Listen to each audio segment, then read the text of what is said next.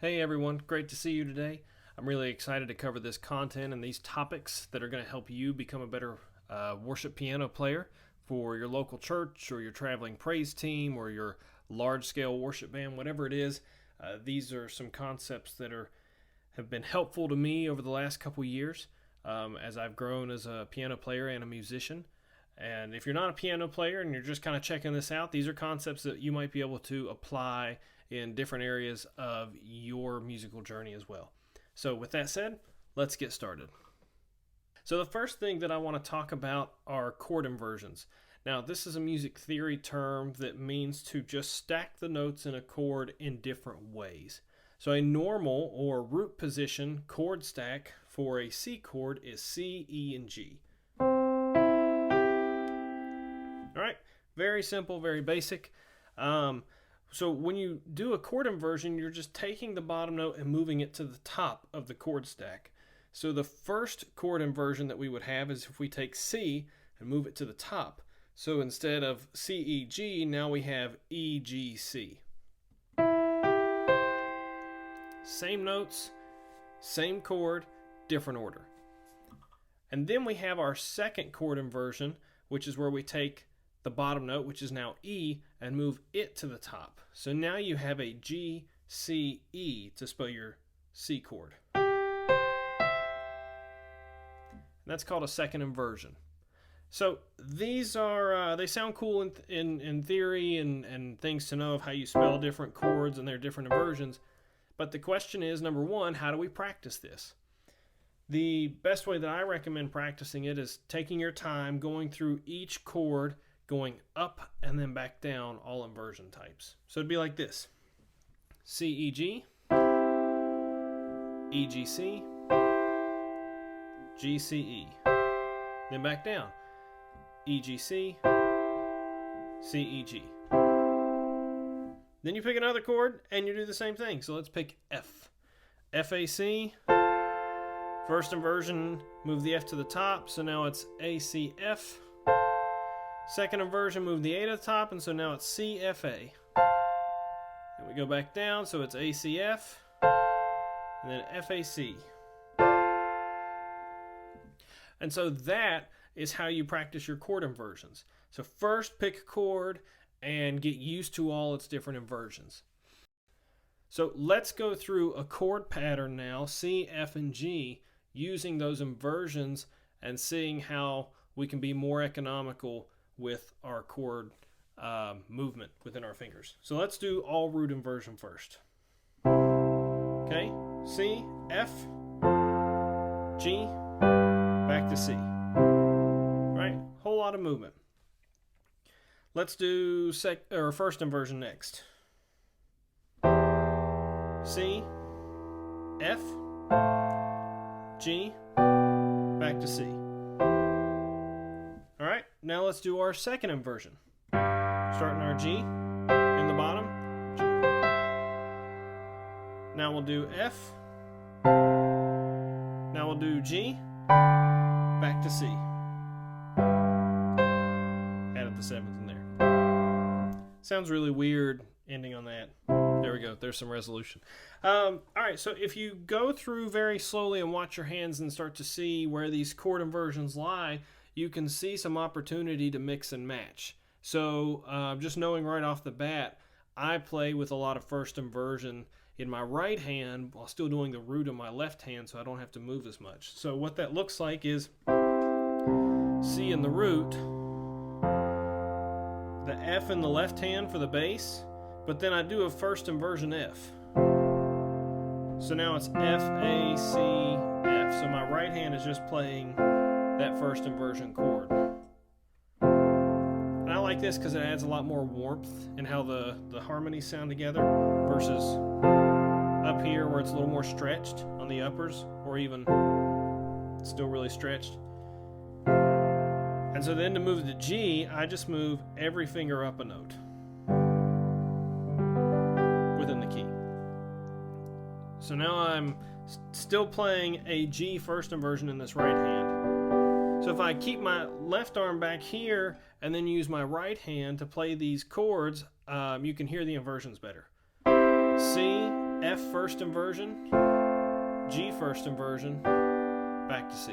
And then if I add the left hand for the bass,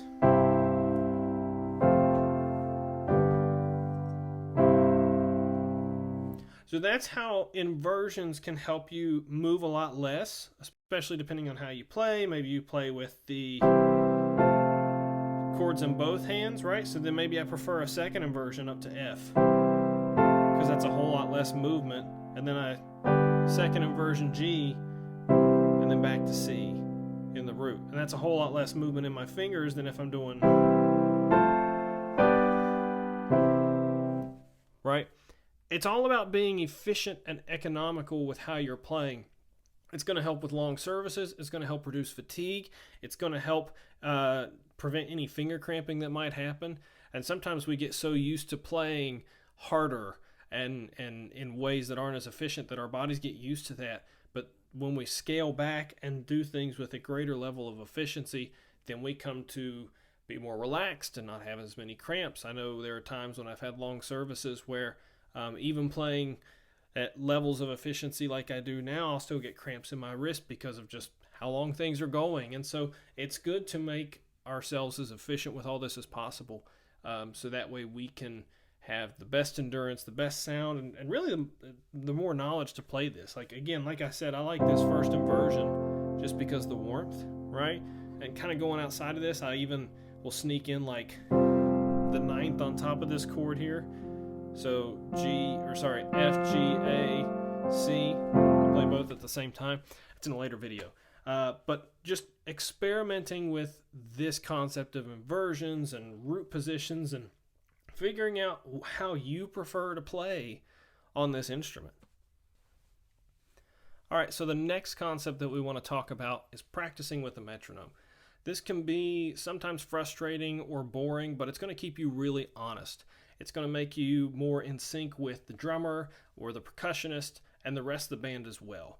And depending on if you're doing a solo or improvising or playing a melody or even just basic chords, it's going to help you really be in time and tight with the pocket. So the first thing that we want to do is get a metronome. You can get plenty of free apps. Maybe you have one of those really old school metronomes that ticks back and forth. Those are a lot of fun to play with, and they're really cool to just watch sometimes. Or you might have one on your piano, like I have here. So first thing is getting up your metronome and getting it ready. Second thing is finding few basic things to practice, whether that's a scale or chords or a chord progression, with the metronome, just to get used to practicing with a metronome if you're not used to practicing with one. So let's take a chord progression of C, F, G, C. And we will play that with the metronome, 2 beats per chord. Ready? Here we go. 1, 2, 3, 4.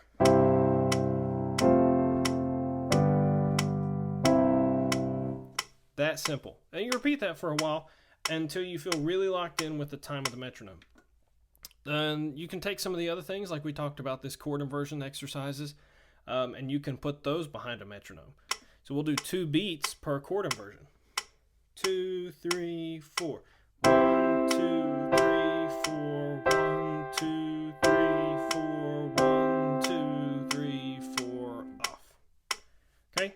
Simple little things that'll get you used to playing with a metronome, and it's going to have this adverse effect, or not adverse effect, it's going to have this positive effect of just making you feel more in time with everything that you do. So how do we apply this? Well, take whatever church you're going to play for this Sunday or your Wednesday worship services and put that metronome time in and play those with it. So this last Sunday we had House of the Lord, so I will play that for a little bit. 1, 2, 3, 4. There's joy in the house of the Lord.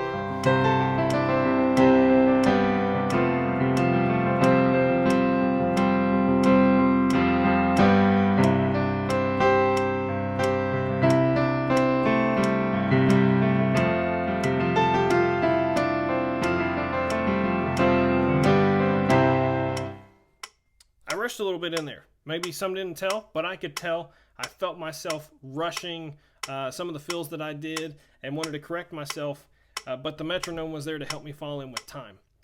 Now again, maybe we play with click tracks, maybe you have a metronome in your ear or somebody counting, or maybe your drummer's just really good at keeping everybody from rushing or dragging. But as you want to take it as a personal responsibility as a piano player and as a musician to always be in time and doing your best to be right on time with things. The last concept that I want to cover is probably going to be everybody's favorite with this. It's called economical fills. Now, what do I mean by a fill? Well, I mean a lick, a line, a lead, the melody, whatever it might be that is different than what the chord chart is asking you to play. Something simple. Right? That's a lick, that's a line. Those are fills. Those are all ideas, a couple ideas strung together. You want to be efficient with those, especially if you're just starting out with the types of fills that you are coming up with. So the method that I like to advise the most for especially beginners, but then also for improving your efficiency, is the 5-note fill. And not necessarily putting 5 notes together to create a fill, but whatever 5 notes, using whatever 5 notes are within your hand position, where your hand lands for a chord. So if I'm playing this C chord, if I'm going to use this 5-note fill idea, that means I'm only going to use the 5 notes that are within that C chord hand position. I'm not going to go, right? I'm moving outside of that hand position. I want to stay right here. Whatever lick I do, whatever fill, it needs to fit within this hand pattern here. So even if that's just, right? That's all within that.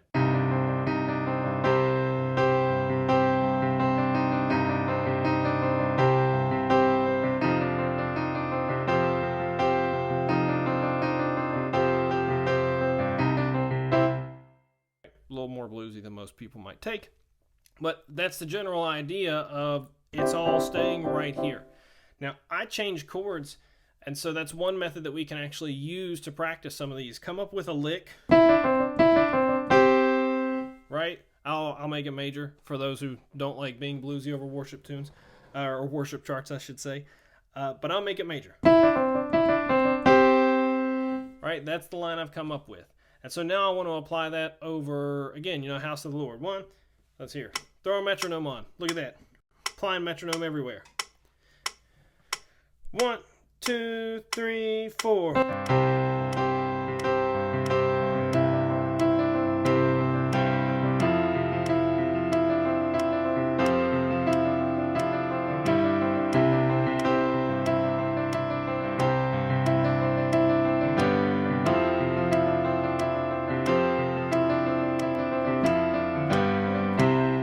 Just taking that lick and applying it in different places to get used to playing it with a song. You can also practice it by adjusting the notes based off the chord inversion that you're playing at that time. So those chords for House of the Lord are, right, C, G, F. So I can take that lick and I can figure it out how it works over every chord.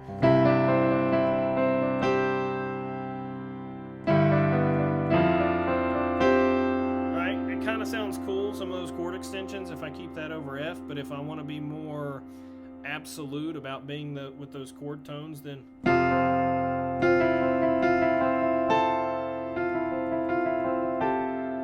either one, F, E, C, E, F, A, or G,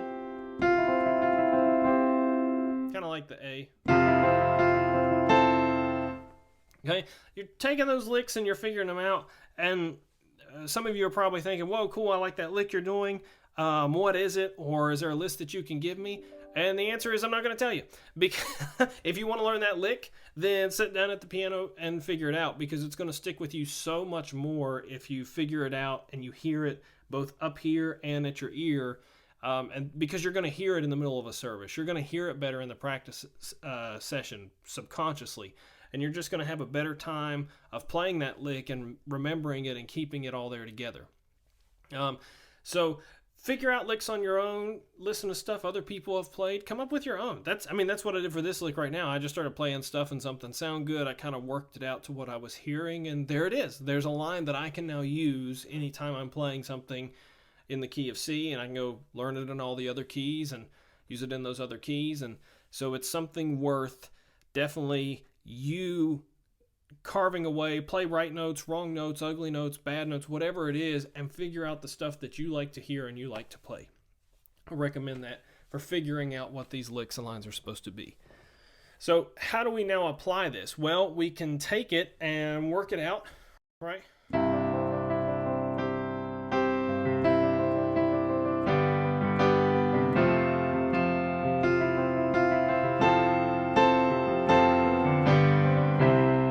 Figure out how it fits with those chord progressions, and then we can put it in the song. See if I can do this on the spot. 1, 2, 3, 4.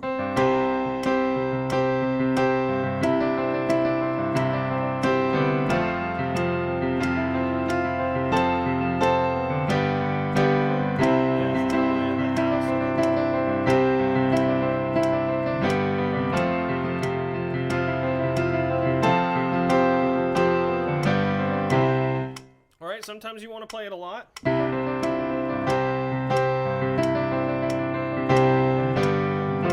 Or maybe you just want to fit it in once. Maybe sneak it up the octave, so that way it kind of sneaks in.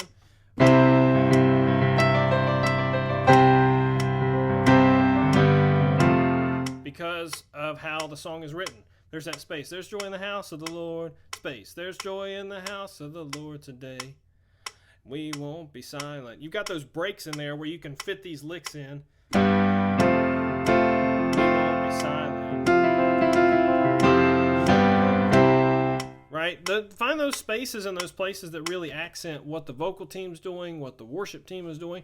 And when you practice these things and you solidify them with the metronome and just with daily work on the piano, hearing them in your head, even if you're not at the piano, listening for them, listening for what other people are doing, then in those moments, whatever's going on with the band, the worship team, and whatever God is doing in that service, you can easily start to integrate those things in, and you're going to feel more confident in your playing, and people are going to notice that you're doing some different stuff than you've been doing, and you're going to be more accurate as a musician.